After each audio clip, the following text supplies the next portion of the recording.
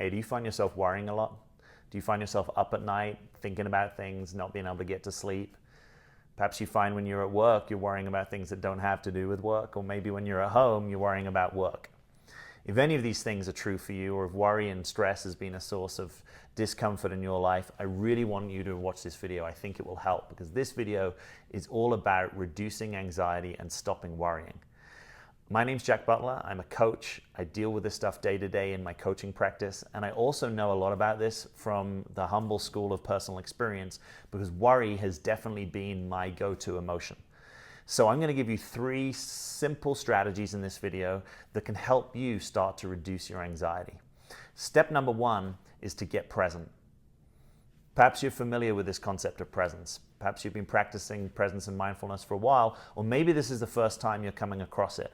Whatever the case, learning how to bring your attention into this moment is going to help you reduce your anxiety. One of the reasons that this is true is because for most of us, when we get anxious, where do we go? We go into the future, right? We go into worrying about something that isn't right in front of us now, but something that might happen, something that could happen, something that perhaps is upcoming on your schedule. And that's where your attention's going. So even if you do nothing else, but start to notice that your attention has drifted into the future, and to see if you can practice bringing it back into this present moment, even just the mere practice of that, however effective you are at it, will over time start to reduce your anxiety. And the best way that I know to bring you into this moment, or to check whether you're in this moment, is to bring your attention into your body. Your body versus your thoughts and emotions has the best chance of being in this moment. So if you start to sense into your body, right, just noticing you have a physical body, right, making contact with yourself in this situation, right, put my hands on my knees, feeling my feet on the floor, feeling the weight of my butt in the chair, feeling my back in the chair, noticing my breath, trying to slow my breath down,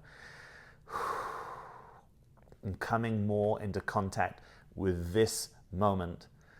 As wacky or spiritual or as otherly worldly as that may sound to you, it's actually really effective in a very pragmatic way to help you reduce anxiety. I know that one of the common experiences for me is early in the morning, and I might still be in bed, or I might be going about my morning routine and I feel good, and then a thought comes in about something I need to handle, perhaps a conversation I need to have, or a project that's kind of not resolved and I don't really know what to do next, and suddenly I can find my mind working on it and getting worried that I don't really know what to do. But that isn't what's in front of me. What's in front of me is my porridge, or what's in front of me is my meditation cushion, or I have a lot of sinus issues, steaming my sinuses.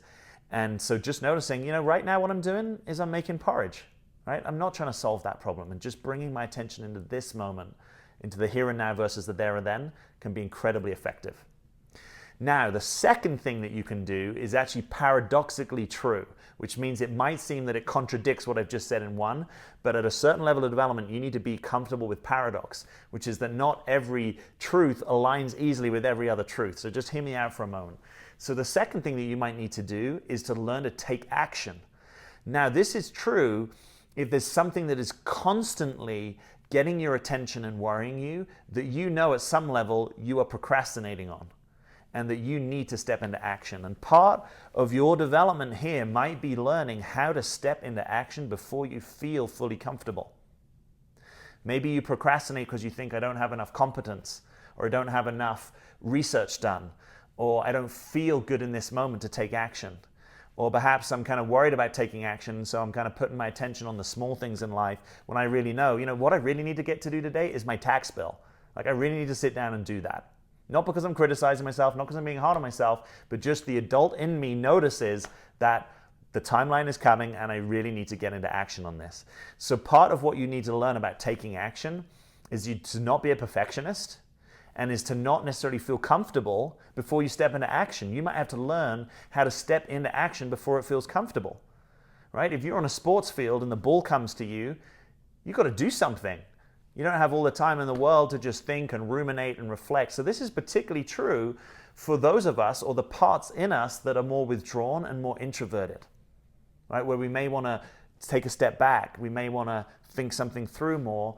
And that's a gift in the right situation. But if you are fixated on stepping back and thinking and analyzing and reviewing and waiting till you feel good, you might have to learn how to take action.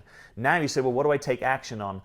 And as trite as this might sound, you remember, you might have heard this, the old sales adage, like, hey, I don't know what to do in sales. And they say, well, pick up a stone, throw it, and the nearest person it lands to, go and talk to them. And as trite as that sounds, there's something real in that, which is taking any action, any small step.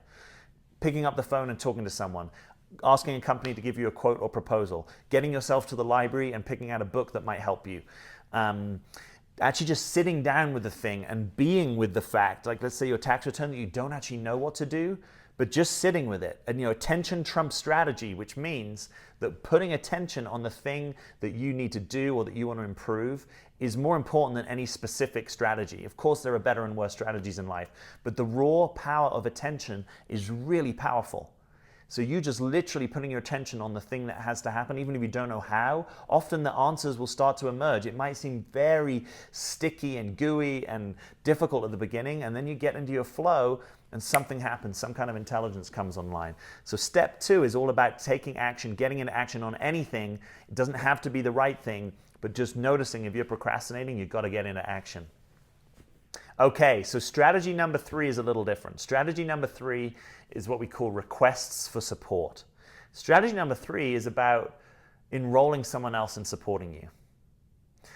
So take a moment and just notice if it's true for you, and it may or may not be true, that there are times where the presence of someone else is reassuring. The presence of someone else, a problem shared is a problem halved. The presence of someone else helps you relax a little bit more in your nervous system.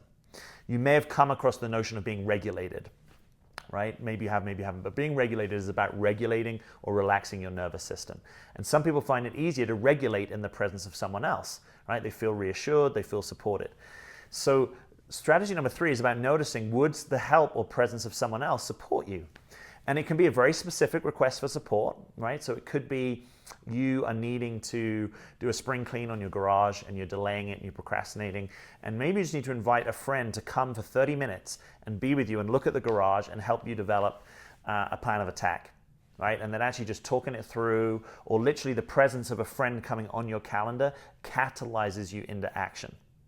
Maybe a request for support is that you need someone just to hear you, and you don't need advice, but you actually just need to get something out, right? You need to kind of clear out emotionally, and you want someone to hold space for you. You want someone to just listen and put their attention on you without giving you feedback and advice. You can ask for that. You can say to someone, hey, could you just give me 15 minutes?